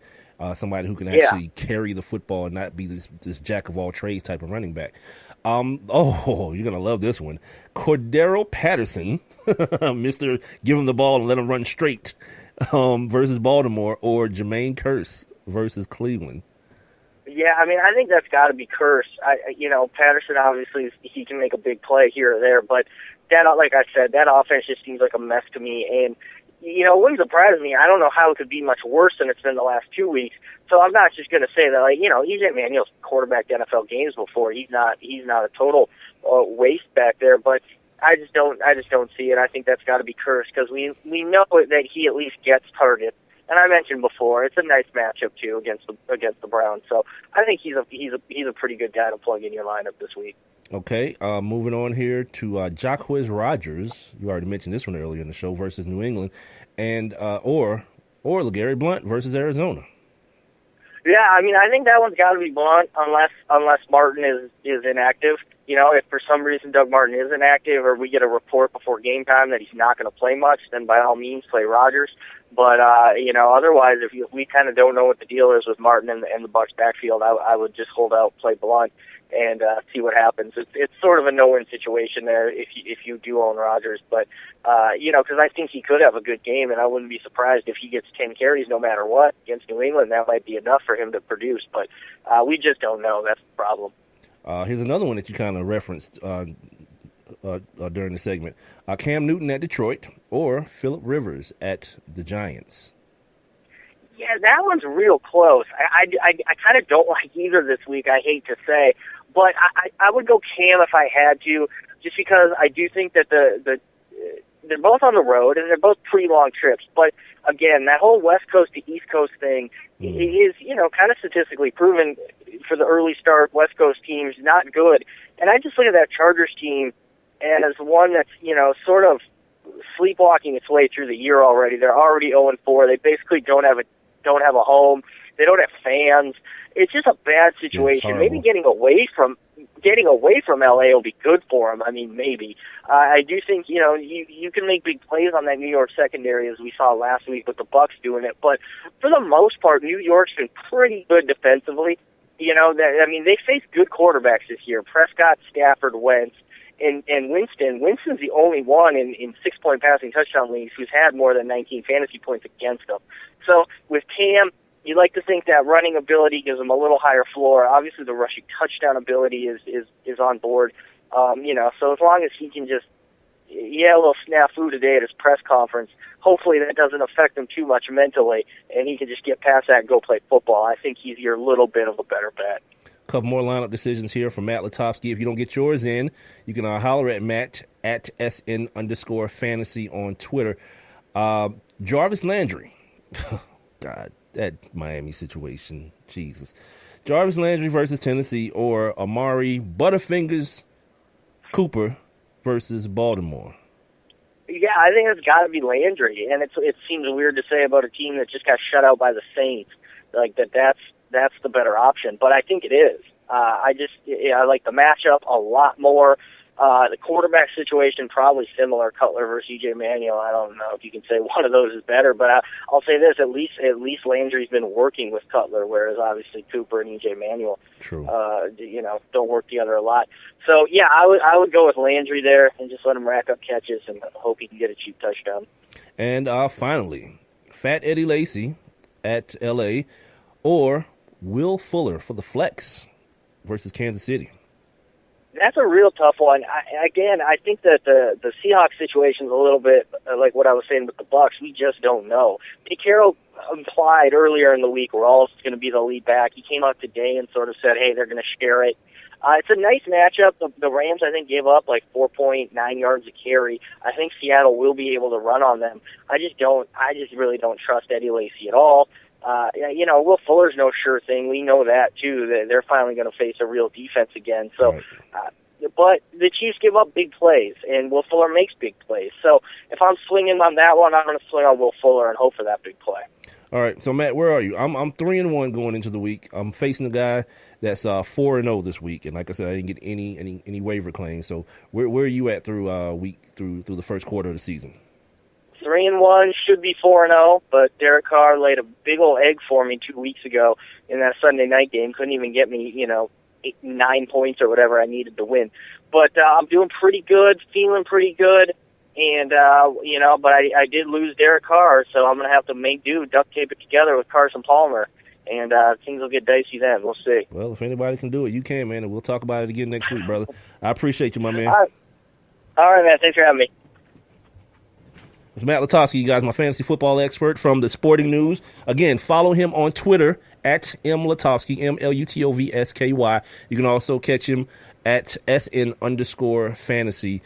For all your fantasy football needs. As you can tell, he's very knowledgeable. Got me straight, you know what I'm saying, 3-1. I'm pissed that I didn't get no waiver claims this week, but I'm gonna ride this thing through, man. I'm about to give somebody their first L of the season, no doubt. Yeah, I think, you know what? I think I'm gonna go ahead and wrap up, close up shop for the night, man. It's a Wednesday, not a whole lot on the docket. I got some things left on the table. But I can just roll them over, man. Excuse me. Gee whiz, that was gross. Roll them over to Wednesday. So we'll come back on Wednesday. Of course, on Friday, talk about if anything particular happens on Thursday Night Football. Shout out to Danny Trevathan, though. Got that 2-game suspension, knocked down to 1 game for that hit on homie from the Packers or whatnot. So that's a good thing. I want to talk about this LeVar Ball situation a little bit in depth as well. I want to get into this LeVar Ball situation on a little bit more in depth on Friday, because I got some thoughts on it, but I kind of want to flesh them out a little bit more. I don't know. It's just really defeated for an hour. I hate you, dude. I hate you, man. Because it's so much. I have so much. Well, not so much more, but I got things that are a little bit heavier. And it's a Wednesday, man. It's not really a lot that I want to get into. I want to talk about this basketball stuff, the MVP talk. You know what? Yeah, you know what? I'll take a break and come back. I'll take a break. I'll take a break and come back because, yeah, there are some things I want to talk about. I want to talk about some NBA stuff as well, man, and pick up on some stuff that we left off talking about on Monday, and I don't want to have to push that all the way until Friday. So we'll do that. Take a quick break here, come back, and hit you guys off with a final segment, because my man I Am No Dose has shamed me. Shame is a good thing sometimes. Has shamed me into not closing up shop for the night. I'll be back. I have one question for you. Do you or someone you know run a business that could benefit from additional exposure? The One Mic with Big Mike show is currently taking on new sponsors and advertisers. One Mic with Big Mike is currently syndicated across 8 different online platforms, and your company's name could be heard and seen across all 8 as well. Let's get to work. Please send all inquiries to Mike at onemicwithbigmike.com. Thank you for listening. Thank you for your continued support. All I need is one mic. Dave, what are you doing? Just sending a gift to Dave 2037. Who? Me in the future. I save a little money from every paycheck as a gift to Dave 2037, so he can spend it on things like anti-gravity boots or a hologram Doberman, something cool like that. I think Dave 2037 deserves it. He worked hard. What are you getting Steve 2037? I guess I was thinking Steve 2037 would just fend for himself. Well, all right, but don't expect to be borrowing my anti-gravity boots. You want to have money in your future? You got to start saving now. Putting some money from every paycheck into a savings account or contributing to your 401k can make a big difference later. Put away a few bucks, feel like $1,000,000. For free ideas and easy ways to save, go to feedthepig.org. That's feedthepig.org. Hey, let's just hope Steve 2037 doesn't get his hands on a cool time machine, because he is going to come back here and knock some sense into you. This message brought to you by the American Institute of Certified Public Accountants and the Ad Council. And now back to One Mic with Big Mike. And here we go!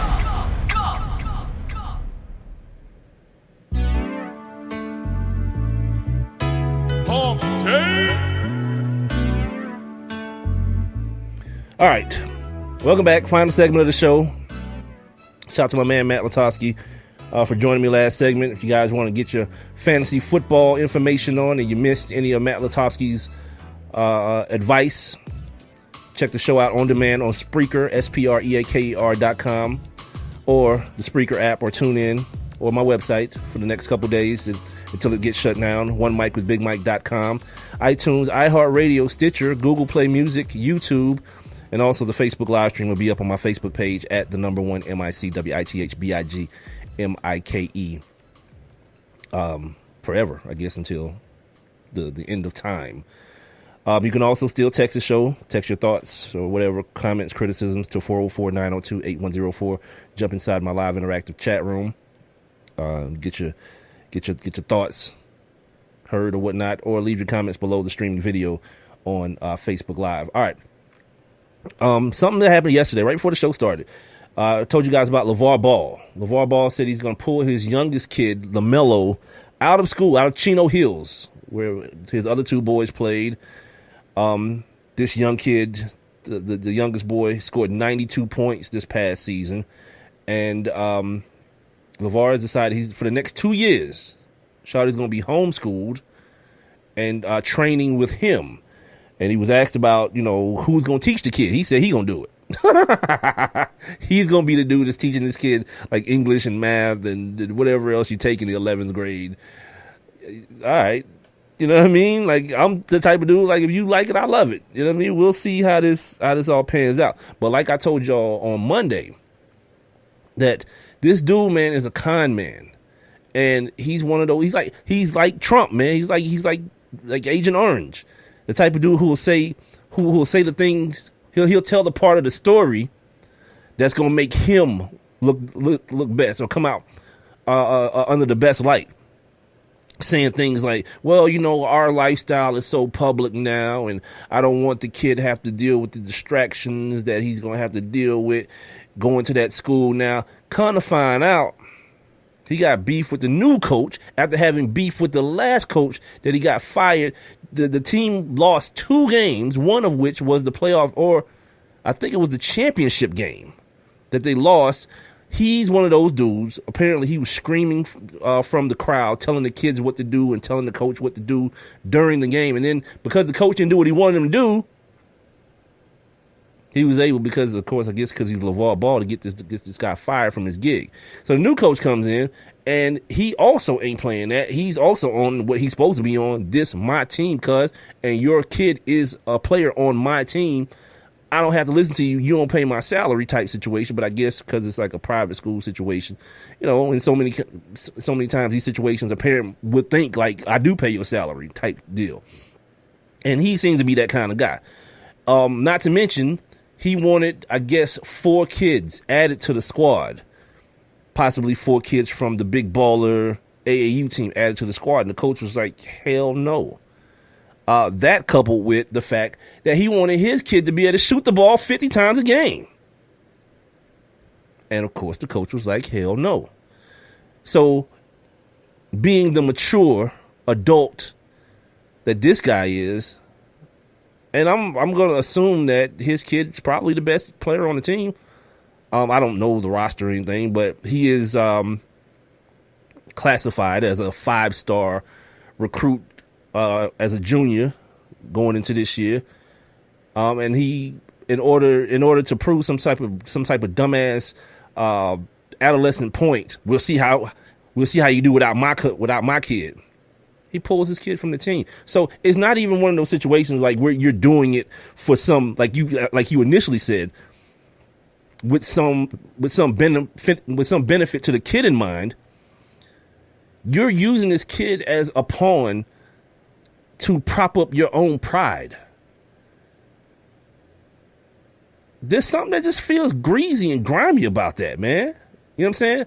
Like, for whatever anyone wants to say about no one cares about high school basketball, no one cares because all these kids are playing AAU, there's something to say about being around your folk, man.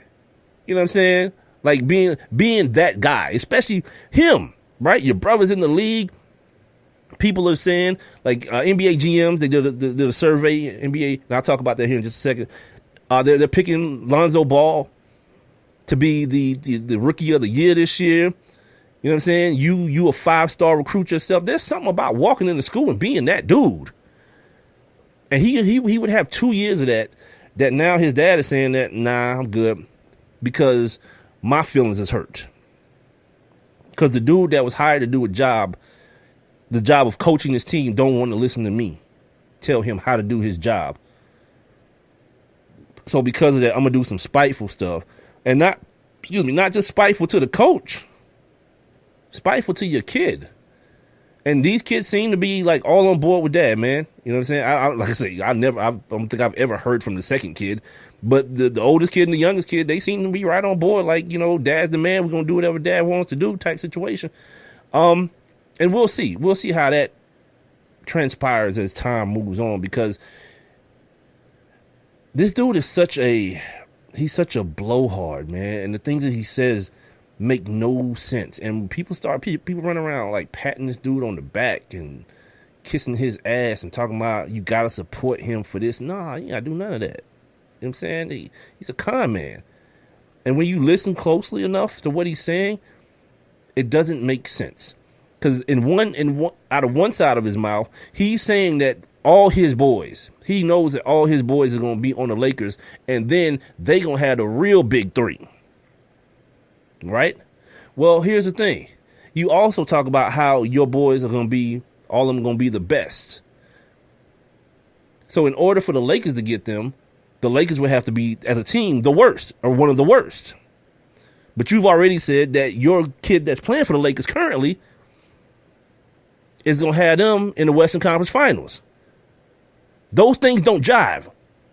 Because either your sons are going to have to be, there's going to have to be a bunch of players better than your sons if the Lakers are as good as you say that your oldest son is going to make them, for them to be able to draft them, or the Lakers with your oldest son on the team, are going to have to be terrible if your second boy and your third boy are that good and lottery picks for the Lakers to be in the lottery. It can't be everything. Yeah, that dude's a clown, man. And this is not me criticizing his parenting. This is me criticizing him. I'm the greatest. I'm this. Man, come on, calm down, B. And people, you can continue to tell yourself that it's an act. He's just putting on or whatever. At some point, man, you are who you are. You know what I'm saying? Like you know what I'm saying? Your resume is what you are and what you've done. And my man is and for all the marketing and all that kind of stuff, I'll continue to ask the question. Anybody got their shoes yet? Oh, okay. Yeah, Jay-Z supported him and bought some Zo 2s or whatever they were, the Lonzo 1s. He ain't got his sneakers though. My man got his money. Though.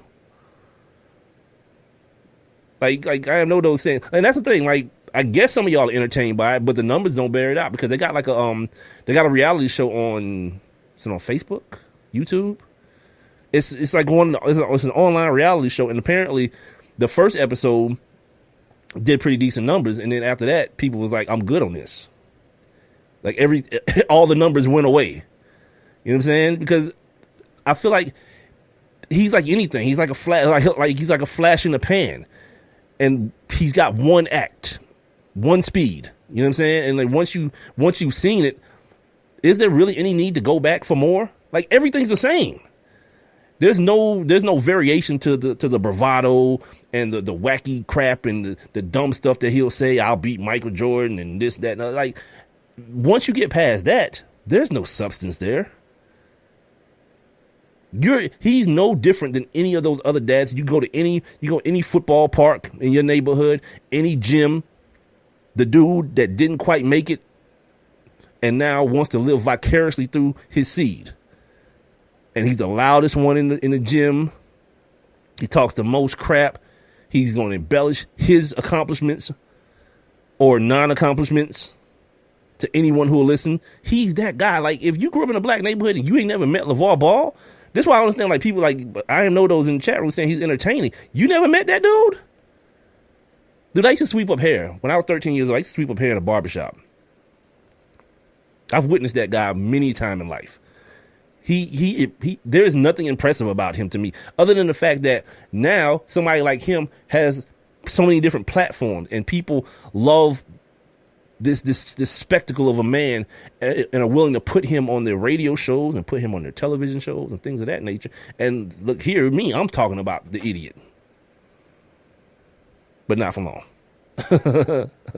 Yeah, okay. He says he has, and he's entertaining. He's as entertaining as the bum outside the corner store. You know what I'm saying? After a while, you go to the corner store enough, you just gonna walk by him because that's just Crazy Eddie. You just walk by him, go in there and get your honey bun and your energy drink and walk out. And he's no longer a thing because he's there all the time, dancing and begging for money and whatever. That's who he is. So anyway, the NBA,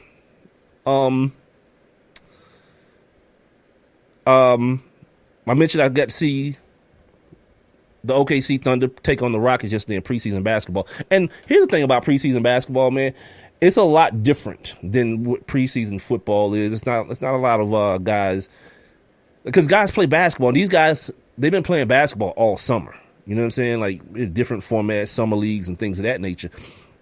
So these dudes are actually playing. And the fact that now the NBA has shortened the preseason, you know, guys have to actually get out there and put in work and actually get minutes and get up and down the court. So it's not like in football where a guy gets out there, the quarterback plays 2 series and sits down. Nah, Cass is playing the entire game, man. So you got to see. Now, obviously, it wasn't playoff level defense being played, but like the dudes that you expect to get buckets, Paul George and Melo, Chris Paul, James Harden, Eric Gordon. Don't forget about Eric Gordon.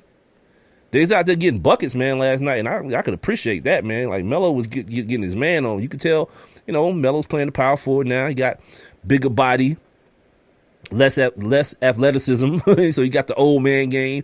You know the old man get on the block. He got to pat the ball so hard when he catch it and turn around and face you up and back you down and do work on you. That's Carmelo's game now. So if you can't appreciate it, you just won't. But Carmelo's gonna get plenty of buckets this year, man. Russ was out, so they didn't have their quote-unquote big 3 in Oklahoma City last night. Russ was out resting a knee situation, so didn't get a chance to see that, which was unfortunate. I wanted to add something to our MVP conversation from Monday as well, man. We was trying to talk about guys who will be in line for the MVP this year. And funny as it is, man, we didn't mention LeBron James. I think LeBron James is in prime position. You know, with Isaiah Thomas being out and a broken Dwayne Wade, or old Dwayne Wade, and the broken D Wade, Derrick Rose, Kevin Love, like LeBron James is going to be kind of a man on the island, man. He's going to be able to really showcase a lot of things this year. He's not playing tonight again because of that turning of that ankle. Not playing tonight against the Atlanta Hawks, but like LeBron will be back in that conversation. You know, no longer finishing 4th and all that craziness. He'll be a guy to definitely watch because he's in a situation now where he's got names around him, but no, like that fall off at the point guard position from Kyrie to Derrick Rose, and not knowing how Isaiah Thomas is going to come back from that freaking hip. Yeah, LeBron James, put it on the board. Championship, nah. But nah, for real, that's another guy that would be in line for one of those MVP spots. None of these guys, I don't see any of these guys who have teamed up, and I think they understand it. You know, Melo, Paul George, Chris Paul, James Harden, Russ, of course, KD and Steph. None of these guys are going to really be in the conversation for these MVPs because they're going to get canceled out by their own teammates. But a guy like LeBron, we mentioned Giannis Antetokounmpo yesterday, who, by the way, his dad died, man, so he's not going to be with the team for the foreseeable future. Guys like Dame Lillard, John Wall, it's a guy who's gonna be one of my dark horses. Kyrie, you feel me? I think even down in New Orleans, man, like Ant Davis and Boogie, gonna cancel each other out a little bit. And Ant gotta stay healthy, man. Like I love that dude's game to death, man, but he just need to be on the floor a little bit more, man. In this GM survey, I was talking about the player who GM say they will be most likely to start a team around Karl Anthony Towns, and I think his game and Ant Davis's game are very, very similar. Other than the fact, and actually, I think Ant Davis is more athletic, but Karl Anthony Towns, man, he's on the floor, man. He's available for his team more, and he's a little bit younger as well, so that helps as well. But like the Ant Davis thing is a very that pairing, at least for this year with him, a full year of him and Boogie Cousins is going to be one of those things that's going to be very interesting to me, with Drew Holiday being there for the entire year as well. I am no doubt saying Melo been a big guy, but Melo's he's big how Kobe got big. Like when Melo came out of Syracuse, there was more athleticism to his game, but now he's got that dad grown man. I mean that grown man at the wide body. You know what I'm saying? Like he's never been like the cut up guy, but now he's older, so like the athleticism is going down, and you would hope the basketball IQ is going up. And the game is what it is now. There's really no athleticism left in Carmelo's game. He's the mid-range jump shot guy, the on the block dude. He's gonna be spotting up for threes every now and then, and that's how he's gonna get. That's how he's gonna get his buckets. This GM survey I was talking about, 93% of GMs, they say the Warriors are gonna win the title again. And people will hear that, like people who aren't like basketball fans will hear that and be like, oh, that makes it like Jeff Van, well, I can't say people who aren't basketball fans, because Jeff Van Gundy says this too. Like there's no reason to watch the regular season. That's foolery to me. Like even if you do concede that the Warriors are going to win the championship, like the basketball season got to be more than just about who walks away with the ring at the end. You know what I'm saying? Like I love watching basketball. I like watching like these guys, these huge human beings, be so poetic and athletic in what they're doing. You know what I'm saying? Like LeBron don't win the championship this year, I'm not going to enjoy watching him play any less. I'm not going to enjoy watching Dame Lillard play any less, or Giannis play any less. These dudes get buckets. Chris Paul and these cats. Yeah, I want to see them play basketball. I want to see Kyrie and the kid and Al Horford and Gordon Hayward see how they do their thing in Boston. I want to see all of that happen. You know what I'm saying? Regardless of who ends up, toting the trophy away at the end. That doesn't, to me, I can't vibe with that whole like, the regular season is irrelevant then. You a lie? I mean, not if you enjoy watching basketball. You know what I'm saying? Like this, the Minnesota Timberwolves fell very short of what they were projected to be last year, but yet, you know what I'm saying, you still wanted to see I did. I still wanted to see Karl Anthony Towns play. I wanted to see Andrew Wiggins get busy. Now they got Jimmy Butler. They got like veterans like Jeff Teague up in that joint. It should be better. Hopefully, fingers crossed for them. You know what I mean? It should be better if Thibodeau can get Andrew Wiggins to dedicate himself on the defensive end, and the rest of those guys to dedicate themselves defensively. They could creep up into that, 5-4-ish area, maybe, you know what I'm saying, in the West, but it's going to be, I wish they could just redistrict or whatever it's called and put them boys in the East. They're close enough, right? Minnesota's close enough to, I don't know. I'm making up stuff at that point, but just having them in the West, man, is crazy to me. Because everything is so bogged down, especially the top end of the West. It's so heavy, you know what I'm saying? Like, it don't really give them any chance. This was a funny story. Fox Sports 1 bought some ads and stuck them on the side of the subways in New York about the Knicks. One of them just said hopeless. Hopeless on the side of the subway. I felt like that was like crazy savagery. But then here's like the rich white man thing that happens with these things, right? Something that's funny. You know what I'm saying? And people want to get in their feelings about it. Like, how you get in your feelings if you own the Knicks, you don't know they bad because you the one made them that way? Like, you don't know that they're going to be bad with Porzingis and freaking Noah out there. Tim Hardaway Jr. Yeah, they bad. So anyway, Dolan, the dude that kicked Charles Oakley out the stadium last year, owner of the Knicks, my man just does this billionaire thing. He just picks up the phone and calls Rupert Murdoch, his billionaire buddy, who's like, man, we can't have that, B. You got to take that down. And you know he took it down? Because he owns the company, Fox or whatever. And Fox Sports 1 is obviously an affiliate of Fox. And he called his boy and was like, look, man, we can't have that. That's disrespectful. Take it down. And he took it down. I was like, man, you got to love that, boy. These white boy billionaires, they know they be sticking together, cuz. Shout out to them. You know what I mean? Shout out to them. A couple things before I get out of here, man. And I'm going to pick up this NCAA scandal thing on Friday.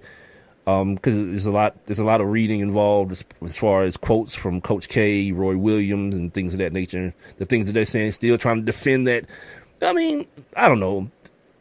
In one way, it feels like they're just trying to get on record as saying, we don't agree with the way things are going, but no one's really pushing that hard to change things. You know what I mean? Like, it's really just going off like, I want it to change. And people with the power to do so aren't saying that. So, yeah, miss me with the bull.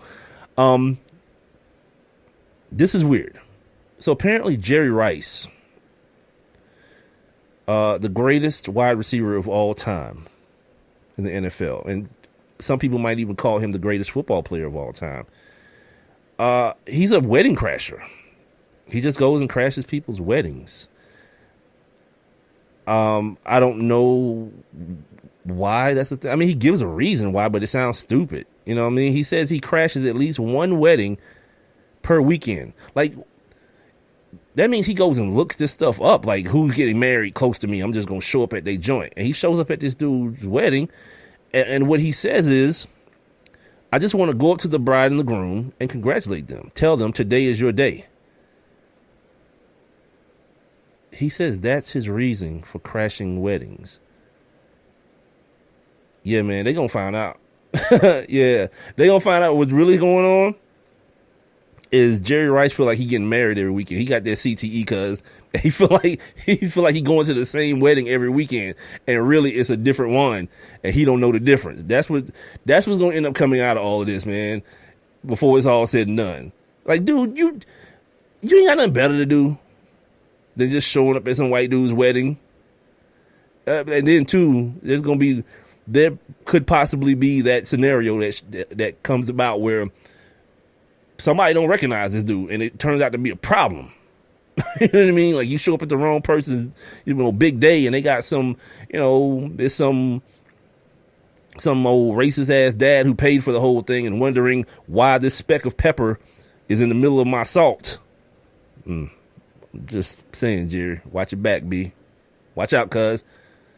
All right, so yeah, we'll do this NCAA thing on Friday. Come back and do that. And I'm going to watch the fourth quarter of this Hawks-Cavaliers game. The Hawks are up right now, 79-73. Catch a little bit of this basketball as well.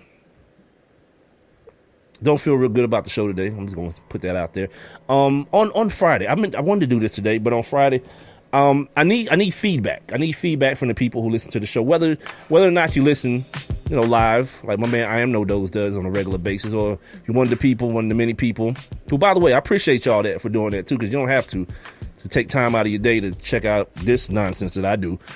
I definitely appreciate all y'all, but I'm gonna be looking for some feedback because I want to add to the show, but I'm not good at the little hokey stuff that people do and the questions that people ask and talking about freaking power rankings, and I don't do that, man. I have a conversation, you know what I mean?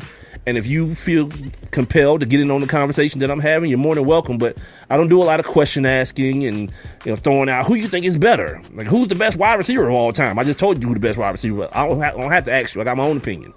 But if you have a different one, that's fine as well. So I want to kind of talk about the show in and of itself on Friday, amongst other things. But until then, you guys enjoy the rest of your sports week. Got some college football tomorrow. Of course, Thursday night football in the NFL. So we'll talk about that on Friday as well.